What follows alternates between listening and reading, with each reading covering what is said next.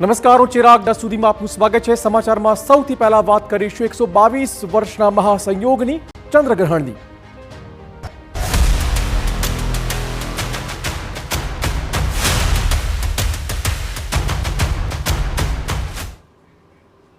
તો વર્ષ 2025ના અંતિમ ચંદ્રગ્રહણની શરૂઆત થઈ ચૂકી છે. આપણે કહી દઈએ કે કુલ 3 કલાક 29 મિનિટ સુધી રહેશે આ ગ્રહણ. રાત્રે 1:26 ચંદ્રગ્રહણ પૂર્ણ થવાનું છે.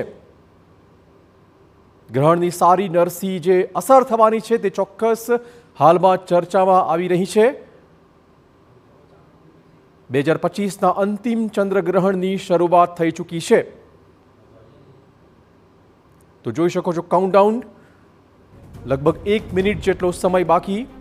લગભગ 3 કલાકથી વધુના સમય માટે આ ચંદ્રગ્રહણ એની સ્થિતિમાં રહેશે. 1:26 ચંદ્રગ્રહણ પૂર્ણ થશે. અલગ અલગ માન્યતાઓ ચોક્કસ અત્યારે ચર્ચામાં છે. 3 કલાક 29 મિનિટ સુધી આ ગ્રહણની સ્થિતિ રહેશે. લગભગ 1:26 ચંદ્રગ્રહણ પૂર્ણ થશે. 122 વર્ષ પછીનું સૌથી લાંબુ અખગ્રાસ ચંદ્રગ્રહણ. તેની અસરો કયા પ્રકારની રહેશે ચોક્કસ ચર્ચાનો વિષય બન્યો છે.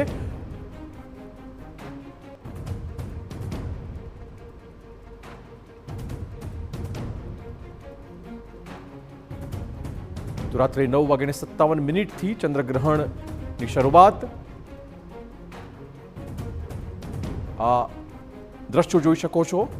ચંદ્રગ્રહણ શરૂ થઈ ચૂક્યું છે. ભારત દેશમાં અનેક માન્યતાઓ છે. ધાર્મિક માન્યતાઓને અમુક લોકો અનુસરતા હોય છે. એ જ ધાર્મિક માન્યતાઓ ચર્ચામાં છે. અનેક જ્યોતિષીઓ કહી રહ્યા છે કે આ જે ચંદ્રગ્રહણ છે, આ વખતનું ચંદ્રગ્રહણ એ અનેક રીતે નકારાત્મક અસર પૂરી પાડી શકે તેમ છે.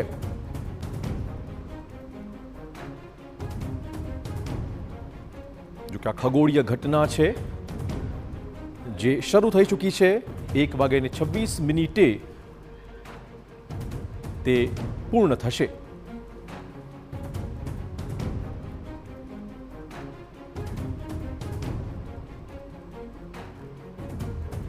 તો આ ચંદ્રગ્રહણની કયા પ્રકારની અસરો રહેવાની છે, શું કરવું જોઈએ, શું ન કરવું જોઈએ, તે તમામ મુદ્દે આપણી સાથે જોડાઈ ગયા છે જાણીતા ખગોળ શાસ્ત્રી એવા દિવ્યદર્શન પુરોહિતજી. એમની સાથે વાતચીત કરીએ અને જાણીશું આજના આ ચંદ્રગ્રહણની વિશેષતાઓને. સૌથી પહેલો સવાલ આપને એ કરવાનો કે ચંદ્રગ્રહણ થવું એ શુદ્ધ વૈજ્ઞાનિક પ્રક્રિયા છે કે કોઈ બીજું કારણ જવાબદાર હોઈ શકે છે?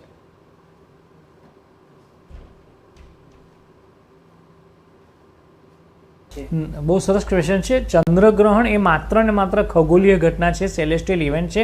અને બ્રહ્માંડમાં ભગવાને બનાવેલા દરેક ખગોળીય પિંડ ગતિમાન છે. કોઈ પણ બ્રહ્માંડમાં પરબ્રહ્મ સિવાય કોઈ પણ સ્થિર નથી. એ ગતિ હોવાને કારણે એક વસ્તુ બીજી પાસેથી પસાર થાય એટલે ત્રીજી વસ્તુમાં એનો પડછાયો પડે અથવા આ વસ્તુ ઢંકાઈ જાય એટલે એને કારણે ગ્રહ ઉત્પન્ન થાય, ગ્રહણ. અને બ્રહ્માંડના દરેક સૌરમંડળ, અબજો સૌરમંડળ છે, દરેકમાં ગ્રહણ ઉત્પન્ન થતા હોય છે. અને આપણે ત્યાં તો એક ચંદ્ર છે એટલે સૂર્યગ્રહણ ચંદ્રગ્રહણ વર્ષમાં 6 થી 7 જ થાય. પરંતુ ગુરુ પર 182 ચંદ્ર છે તો ત્યાં કેટલા બધા ગ્રહણ થતા હશે? કેમ કે આ ચલાયમાન છે, બધા દરેક પદાર્થો ચલાયમાન છે. એટલે એને કારણે આ એક માત્ર ને માત્ર ગતિને કારણે સર્જાતી, ખગોળીય પિંડોની ગતિને કારણે સર્જાતી ખગોળીય ઘટના છે. ઓકે, ક્યારે ચંદ્રગ્રહણ થતું હોય છે અને તેના સમયગાળા વિશે કોઈ ચોક્કસ કહી શકાય? ચંદ્રગ્રહણ અને સૂર્યગ્રહણ આ બધા જાણે છે. ચંદ્રગ્રહણ પૂર્ણિમાએ સર્જાય અને સૂર્યગ્રહણ અમાસે સર્જાય. પણ દર વખતે એવું નથી થતું. કેમ કે ચંદ્રની ઓર્બિટ પૃથ્વીની ભ્રમણ કક્ષાએ 5 અંશ ઝૂકેલી છે. એટલે ત્રણે એક લાઇનમાં દર પૂનમે કે દર અમાસે આવતા નથી. એટલે સૂર્યગ્રહણ અને ચંદ્રગ્રહણ વર્ષમાં 2 થી 4 વાર જ થાય છે. એ જ્યારે કમ્પ્લીટ એલાઇન થાય છે. અને એ જ્યારે એલાઇન થાય ત્યારે ચંદ્રગ્રહણ કે સૂર્યગ્રહણ સર્જાય. અને કેટલા એલાઇન થયા છે, કેટલા નજીક છે, કેટલા દૂર છે, એના આધારે ખગ્રાસ, ખંડગ્રાસ કે છાયા કે ઉપછાયા ચંદ્રગ્રહણ અથવા તો સૂર્યગ્રહણ સર્જાતા હોય છે. તો આ એક મજાની અદ્ભુત અલૌકિક ઘટના છે. એનું વેદકાળમાં વર્ણન આવેલું છે. વેદ અને ઉપનિષદની અંદર વર્ણન છે. હજારો વર્ષોથી જેનું વર્ણન, લાખો વર્ષોથી ચાલતું આવ્યું છે એ ઘટના છે જે માનવીના રૂવાડાને રોમાંચિત કરી દેનારી. ઓકે, હવે એક સવાલ જે સૌના મનમાં છે, ચંદ્રગ્રહણ વિશે, ધાર્મિક માન્યતાઓ વિશે આપનું વ્યક્તિગત શું માનવું છે? ધાર્મિક માન્યતાઓ તો ધાર્મિક મિત્રો જે છે તે લોકો કહી શકે, પંડિતો કહી શકે, પરંતુ હું એક માત્ર એવું જ કહીશ કે આ ખગોળીય ઘટના છે, આપણે ઋષિની સંતાન છે અને ઋષિઓ વેદનું સર્જન કર્યું હતું, એટલે વેદનું દર્શન કર્યું હતું. એ સીધા પરબ્રહ્મના સંપર્કમાં હતા. વેદની અંદર ક્યાંય પણ ગ્રહણ નહીં જોવાનો ઉલ્લેખ નથી. ઉલટાનું આત્મોપનિષદની 14મી ઋચામાં સ્પષ્ટ કહેલું છે કે માત્ર ને માત્ર ચંદ્રના ગતિને કારણે સર્જાતી ગ્રહણ ઘટના છે. સ્પષ્ટ રૂપે ઋષિએ લખેલું છે. એટલે નહીં જો એવું ક્યાંય પણ ઉલ્લેખ નથી. એટલે ચંદ્રગ્રહણને ધાર્મિક રીતે એને કોઈ પણ રીતે મૂલવવું જોઈએ નહીં. એ માત્ર ખગોળીય જ ઘટના છે. આપણે આવા કેમ ડરીએ છીએ મને ખબર નથી પડતી, અને એને કારણે 140 કરોડ ભારતીયોમાંથી આપણે ફક્ત એક જ એસ્ટ્રોનોટ રાકેશ શર્મા આપી શક્યા, અને બીજા હમણાં આપણે ભાઈને મોકલ્યા, શુભાંશુ શુક્લાને. બાને અમેરિકા ભલે ભગવાનને માનતું છે કે નહીં, પણ 32 કરોડની વસ્તીમાંથી 1200 એસ્ટ્રોનોટ મોકલી દીધા. જગતગુરુ અત્યારે છે, રશિયા છે.